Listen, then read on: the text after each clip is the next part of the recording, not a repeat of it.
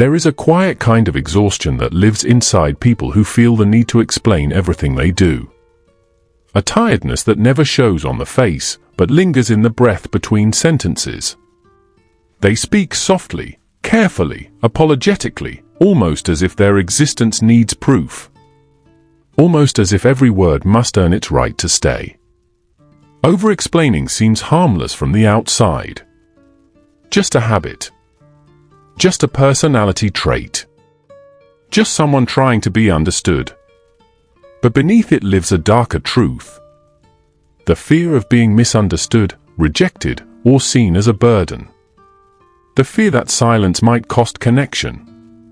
And the belief, planted long ago, that they must justify their presence in every room they enter. This is the story of that fear. And the unseen weight it carries. It often begins in the smallest, softest moments. Moments that look ordinary from the outside, yet feel strangely heavy from within. A friend asks, "Are you free tomorrow?" And instead of saying yes or no, the mind begins stitching a long explanation. Why you might be free. Why you might not be. How you don't want to inconvenience them. And how you hope they don't misunderstand your hesitation. A simple question becomes a quiet emotional negotiation. This is the early landscape of overexplaining. Not dramatic, not loud, just a gentle tension wrapped around every sentence. A feeling that something about your words must be justified, softened, clarified, reshaped. As if the listener is fragile. As if the truth needs cushioning. As if you must prepare your reasoning before you're allowed to breathe. People rarely notice when this begins. Because it doesn't arrive like a sudden event. It grows like mist, gradual, almost elegant, settling over the personality without making a sound. You send a text, then rewrite it. You apologize for taking too long, even when the delay was minutes. You explain why you didn't answer the phone. You clarify what you really meant. You justify a simple choice. What you wore, what you felt, what you said, what you needed. From far away, none of this looks unusual. It looks like someone being polite, thoughtful, careful with their relationships. But up close, in the private space where thoughts echo louder than intentions, there is a quiet discomfort. A little knot in the chest. A sense that you must prove your innocence before anyone even suspects you. That is where the dark side begins. Not in manipulation. Not in dishonesty. But in the invisible pressure of wanting to stay safe. For some people, over-explaining appears as a habit of protection. For others, it arrives as a form of apology for existing, for speaking, for taking up space. It shows up most clearly in moments when you're worried someone might misread you. So you rush to clarify, to soften, to justify, to expand every detail until the message feels safe. But safety built on over-explaining is fragile, because it depends on the assumption that silence is dangerous. In the quiet beginning of this behavior, there is always a deeper emotional truth waiting underneath. A truth you may not notice until much later. A truth that whispers, "If I don't explain myself perfectly, something bad might happen.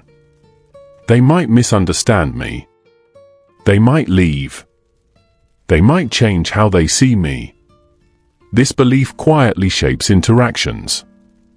You begin scanning conversations for tension. You read between the lines of simple words.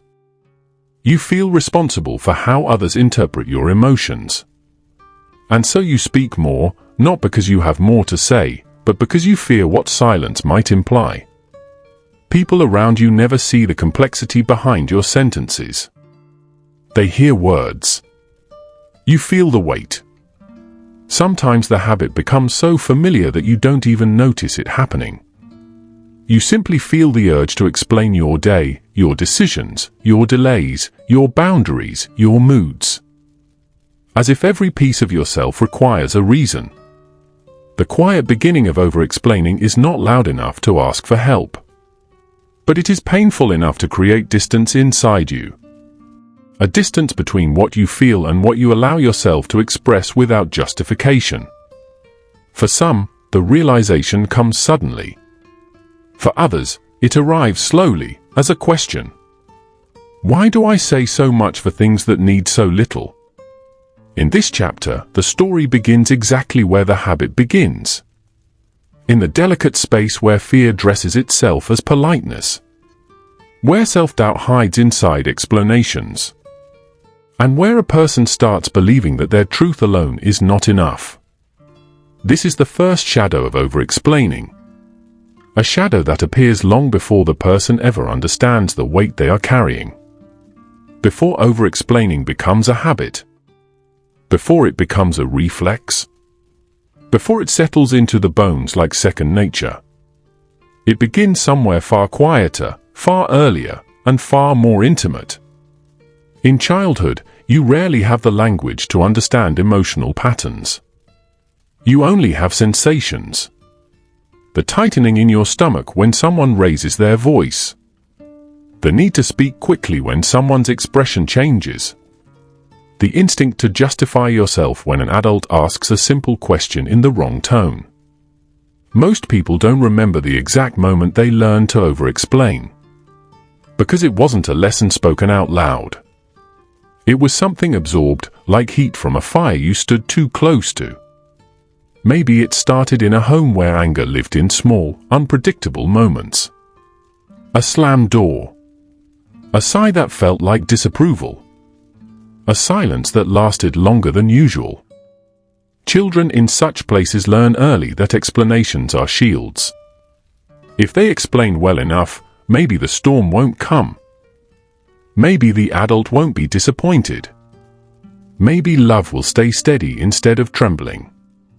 Or maybe it came from a parent who questioned everything. Why did you do that? What were you thinking? Explain yourself. Even in simple moments, like spilling water or forgetting a homework page. You felt interrogated, not understood. So you learned that the safest answer was the longest one. The one with details. The one that proved you didn't mean harm. Some children grow up explaining themselves not because they did anything wrong, but because someone made them feel like they always could. And then there are the soft homes. The ones that looked warm and gentle from the outside. Where no one shouted. But no one listened either. Where you spoke and were met with distracted nods. Where affection came only when you were good. Polite. Easy to manage. Children in these homes learn something different. That to be heard, you must over-clarify. To be understood, you must over-elaborate. To be accepted, you must present your feelings in perfect, gentle shapes. Over-explaining becomes the language you speak when you fear your real voice won't be welcomed. There are other origins too. Relationships where you were made to feel guilty for things you didn't do. Friendships where your intentions were always doubted.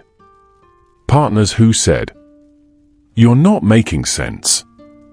Or, "You should have told me more." Whenever they needed control. One experience can become a seed. A pattern. A blueprint for how you communicate long after the relationship ends. In these early environments, something deep forms inside the mind.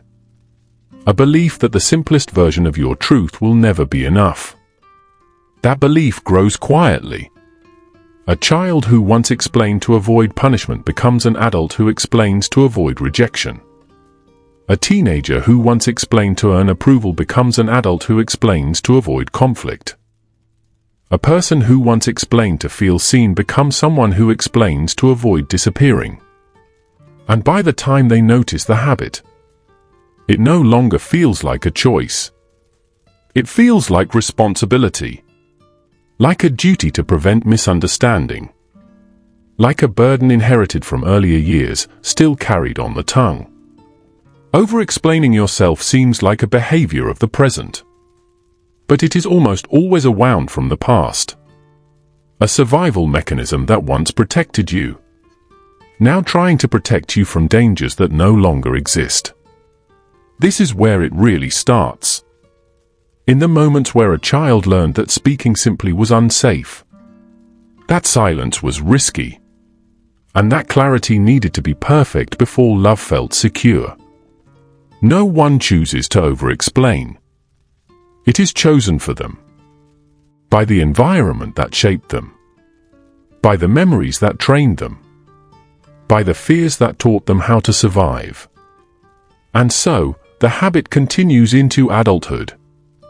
Not as a flaw, but as a story. A story that began long before you ever knew you were telling it. To understand over-explaining, you have to travel into the quieter corners of the mind. The places where fear, memory, and biology meet. Because this habit isn't simply emotional. It's neurological. It's physiological. It's a full-body response shaped by years of subtle training. When someone begins to over-explain, their brain is not trying to communicate more. It's trying to protect them. Inside the nervous system, there is a small structure called the amygdala. The part of the brain that senses threat. Not just physical threat, but emotional danger too. Rejection, judgment, conflict, disappointment, misunderstanding. For people who over-explain, the amygdala reacts quickly. A tone of voice that shifts. A pause that feels too long. A text that seems shorter than usual. These small signals can activate the same biological alarm that would go off in a genuinely dangerous situation. The body moves into a quiet survival mode. The heart beats a little faster. The breath changes, subtly. Thoughts begin racing to fill in the blanks. And the mind chooses a familiar strategy. Say more. Explain more. Maybe this will keep me safe. This reaction isn't dramatic. It isn't loud. Most of the time, the person doesn't even realize it's happening. They just feel a slight pressure in their chest. A feeling that says, make sure they understand. Make sure nothing is misunderstood. Make everything clear before anything goes wrong. Psychologists call this rejection sensitivity. A heightened fear of disapproval or emotional distance. It's often linked with earlier experiences where misunderstandings led to real consequences. Anger, silence, punishment, shame. Over-explaining becomes the brain's attempt to prevent history from repeating. There is another layer too. Anxiety-driven hypervigilance. The body becomes accustomed to scanning interactions for threat. Reading micro-expressions. Overinterpreting tone. Filling in stories that may not exist. People who over-explain often anticipate conflict before conflict appears. They prepare explanations for outcomes that never happen. This is not weakness. It's conditioning. A nervous system shaped by environments where clarity meant safety. Attachment theory adds another piece to the puzzle. People with anxious or fearful avoidant attachment styles often explain excessively, because they fear that any gap in communication might lead to losing someone. In their mind, space is dangerous. Silence is confusing. And brevity feels like emotional risk. To them, a simple message like "okay" can feel loaded. A delayed reply can feel like distance. A neutral tone can feel like disappointment. And so they compensate. They keep clarifying. They keep elaborating. They try to fill the silence with explanations that serve not the conversation, but their own fear. Then there is people-pleasing. A patter. They explain to avoid burdening others. They explain to avoid being seen as careless. They explain because discomfort feels like a personal failure. Biologically, the nervous system becomes stuck in a loop. Perceived threat, fear, over-explanation, temporary relief, threat returns again. The cycle continues because the brain receives a message. Explaining more kept me safe. Even if the threat wasn't real. Even if the danger was imagined. The habit still gets reinforced. But beneath all science and theory lies something much simpler. A longing. A longing to be understood. A longing to be seen clearly. A longing to exist without needing to justify that existence. Because every habit in psychology is rooted in unmet emotion. And every over-explainer carries a quiet hope. That perhaps, one day, they won't need so many words to feel safe. In the end, the psychology behind this habit is not about communication at all. It's about fear, memory, and the human need to belong. There is a moment, quiet, fleeting, almost invisible, when the mind tries to stop itself from speaking too much. A pause before the explanation begins. A hesitation before the sentence expands. It happens in the space between thought and voice, where the mind whispers. You don't need to say all of that. But the fear whispers louder. This chapter lives in that conflict. The internal tug-of-war between wanting to be simple and fearing what simplicity might cost. People who over-explain often feel this battle deeply. They know, on some calm, rational level, that they said enough, that they communicated clearly, that no more words are needed. But inside, anxiety begins to move like a quiet tide. It pulls them toward the familiar urge to defend, clarify, soften. They replay the conversation in their mind. Did I sound rude? Did I seem uninterested? Did I leave room for misunderstanding? Did I phrase it the right way? Was I too abrupt? Too emotional? Too quiet? This self-interrogation doesn't come from vanity. It comes from fear. Fear that the smallest misstep might shift someone's perception of them. So even after speaking enough, they speak again, and again, and again, until the message feels safe. Even if the message has lost its simplicity. The inner conflict takes many forms. Sometimes it feels like guilt, a sudden heaviness after sending a short reply, followed by a second message. Sorry if that sounded blunt. I didn't mean it like that. Sometimes it feels like panic, a rapid heartbeat, warm palms, an urge to correct or clarify something harmless. Sometimes it feels like shame, a sinking sensation after realizing you talked too much, or shared too many details, or explained something nobody questioned. And sometimes it feels like regret, the kind that lingers long after the conversation ends, echoing in the quiet before sleep. Why did I say all of that? Why couldn't I just stop? In these moments, the mind becomes both the critic and the protector. One part says, "You're overthinking." The other part says, "You must explain more or they'll misunderstand you." It's a strange type of emotional tugging. A psychological seesaw with no middle ground. This conflict is exhausting. It drains emotional energy quietly, like a slow leak from a full glass. The exhaustion doesn't come from talking too much. It comes from caring too much about how every word might be received. For many, the hardest part isn't the explaining itself. It's the silence after the explaining. The silence in which they wait for reassurance. Wait for proof that they didn't upset anyone. Wait for confirmation that everything is still okay. In that silence, the mind fills the emptiness with imagined scenarios. Stories where the listener is upset. disappointed, or misinterpreting the message. It's not enough. Say more. Fix it. This is the quiet command that rises from the old wound. And even if they resist the urge, even if they hold back, the conflict doesn't disappear. It just simmers inside, heavy and unspoken.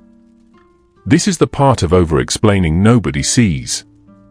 The invisible war behind the calm voice. The emotional storm behind the composed expression. The mental fatigue behind the practiced politeness. People rarely know how hard the mind is fighting. How much courage it takes to remain silent when the fear demands more words. How much discipline it requires to trust a simple sentence. Because overexplaining is not about abundance of words. It's about scarcity of safety. It's about the fear that silence might lead to distance. That simplicity might lead to misjudgment. That brevity might lead to losing someone you care about. The mind fights itself not because it is weak, but because it was once taught that safety lives in overclarity. And even when someone outgrows the environment that created this habit, the habit doesn't automatically disappear. It lingers, echoing in old pathways of the nervous system, waiting to be unlearned. This inner conflict marks the emotional midpoint of the story. The moment where the person begins to realize that the danger is no longer outside them, but inside the fear they carry.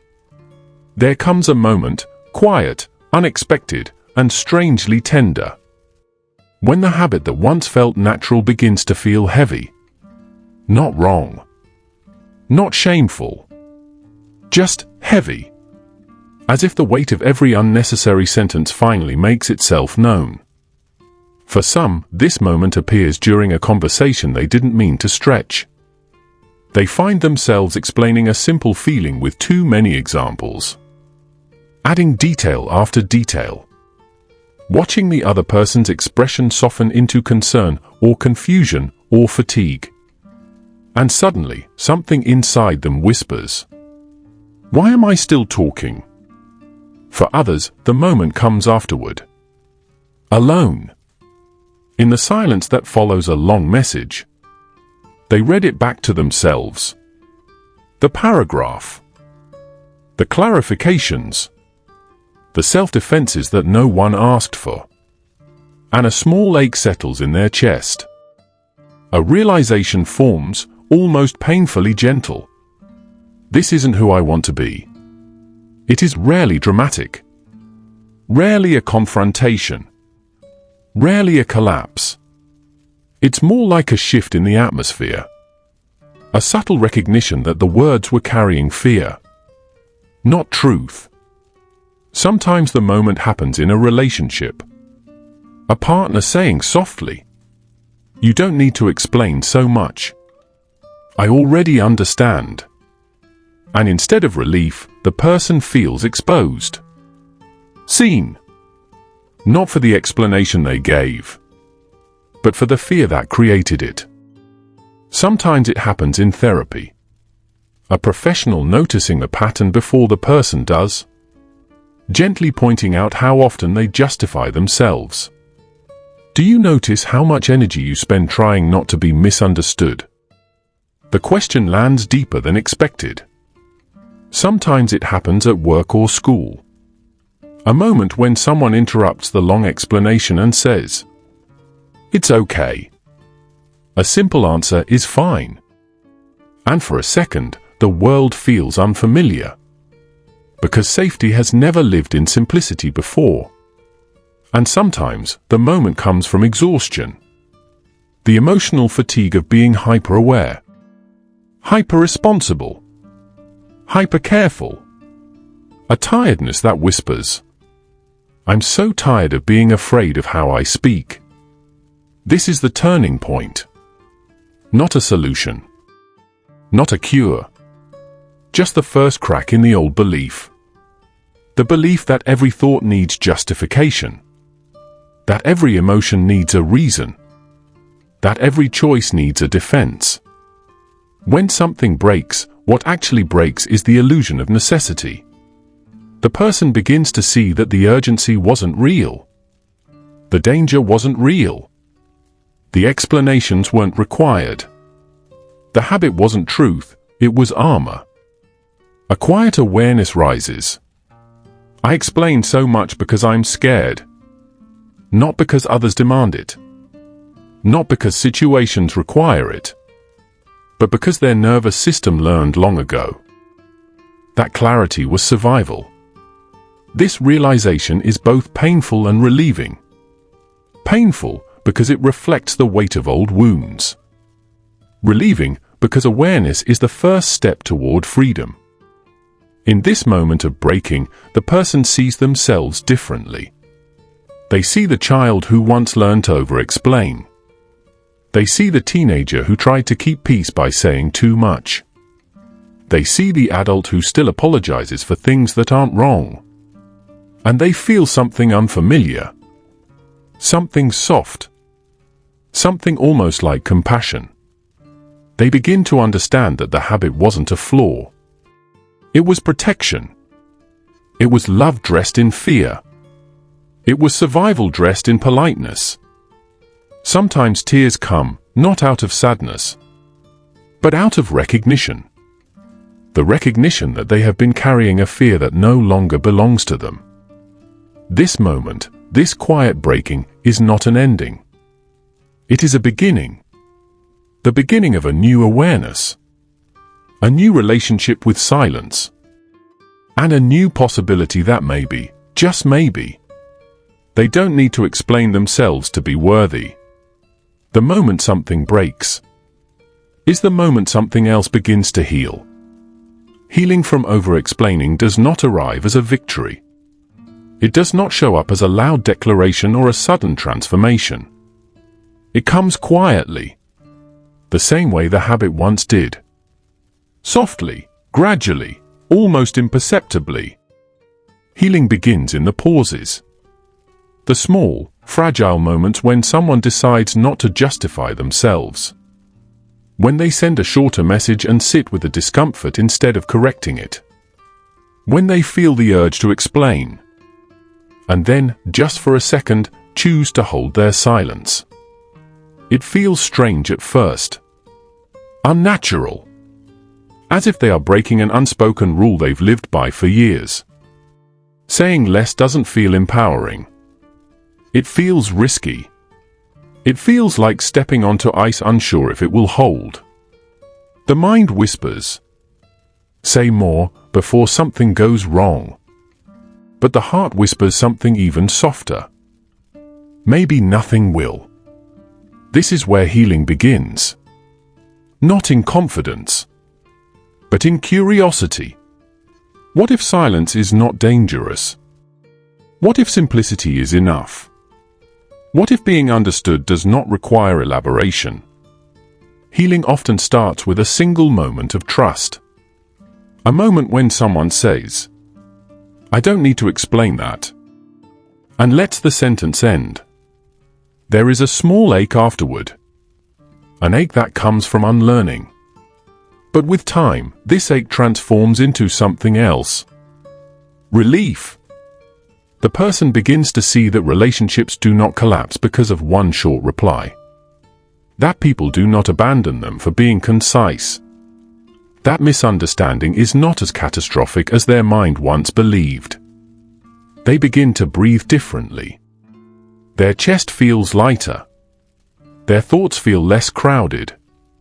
Their voice feels less burdened. The healing continues in subtle ways. They recognize that over-explaining was never about language. It was about longing. A longing to be understood. A longing to not disappoint anyone. A longing to not be judged or misrepresented. As they reconnect with this longing, they begin to see it with compassion rather than shame. They start noticing patterns they never saw before. How often they apologized for things that didn't need apologies. How often they softened their tone to avoid imagined conflict. How often they shaped their sentences around fear instead of truth. And slowly, that awareness becomes a new form of strength. They begin to test themselves gently, allowing conversations to end without clarifications, letting someone sit with an interpretation they didn't perfect, accepting that they cannot control every emotional outcome. Healing does not mean they stop caring. It simply means they begin caring differently. Instead of caring about how they are perceived, they begin caring about how they feel. Instead of protecting others' comfort, they begin protecting their own energy. Instead of building every sentence around fear, they begin building sentences around truth. Drama does not disappear, but the need to justify every breath slowly loosens. Relationships begin to feel lighter, not because they speak more, but because they speak more honestly. Work conversations become easier, not because they are fearless, but because they no longer feel responsible for every possible misunderstanding. Friendships feel more genuine, not because they say everything perfectly, but because they allow imperfection to exist. And inside themselves, something quiet begins to heal. The belief that they must perform clarity to deserve kindness. With time, this belief softens. It sheds its weight. It becomes something distant, a memory rather than a rule. Healing is not the absence of fear. It is learning to live with fear without letting it choose your words. It is learning to breathe again. Slowly, gently, without apology. It is the rediscovery of a simple truth, that your voice does not need justification to be valid, that your presence does not need explanation to be accepted, and that silence, too, can be a form of trust. Healing is the quiet reclaiming of space, the internal understanding that you never needed so many words.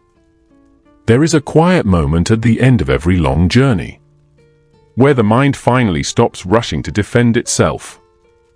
A moment where words feel lighter, where breath feels less heavy, where silence no longer feels like danger, but like rest.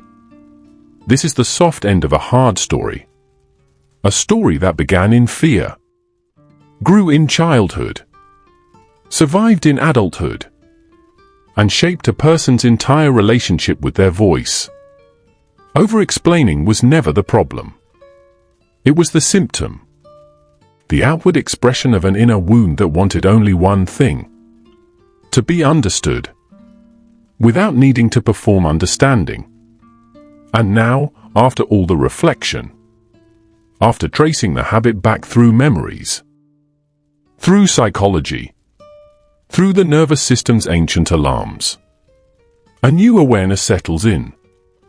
Not a lesson, not a step, just awareness. The kind that arrives slowly, like dawn spreading across a quiet room.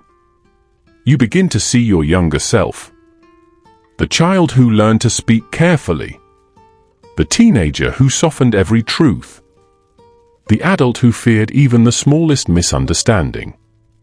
And you feel something tender rise within you.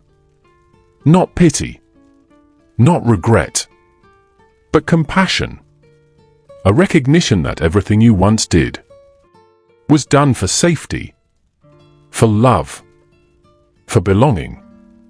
There is grief in that recognition, but there is beauty too, because it means you can finally stop blaming yourself for a habit that was never yours to choose. In this soft ending, you begin to understand that communication was never supposed to hurt. Speaking was never supposed to feel like a test. Your voice was not designed to carry fear like a second tongue. Some days, you will still explain more than needed. Some days, you will type long messages without realizing it. Some days, the old instinct will rise, and you will feel the urge to justify, to clarify, to defend. But the difference now is that you will recognize it. You will see the fear behind the impulse, instead of believing the impulse is truth. And recognition is a form of freedom. Slowly, gently, your words begin to return to their natural shape. Unforced, unedited, unapologetic. You speak because you want to speak, not because you fear what silence might imply. You allow misunderstandings to exist temporarily, without assuming they will end everything. You allow others to interpret you, without trying to manage every interpretation. You allow yourself to breathe, without performing certainty for anyone. And you learn something quietly revolutionary. Not every moment requires explanation. Not every emotion needs a reason. Not every decision needs defense. Not every sentence needs protection. Some things can simply be. You can simply be. As you reach the soft end of this story, you realize that overexplaining was never about convincing others. It was about convincing yourself. Convincing yourself that you were safe. That you were allowed. That you were understood. But now you know. You do not need to earn safety with sentences. You do not need to earn love with clarity. You do not need to earn worthiness with explanation. You carry those things already. This ending is not closure. It is a beginning. A quieter, gentler beginning. Where your voice exists without fear. Where your words are enough. And where your silence, too, is allowed to stay. And maybe, somewhere deep inside, something whispers back to you. You have explained enough. You have understood enough. You have carried enough. Now, you are allowed to rest.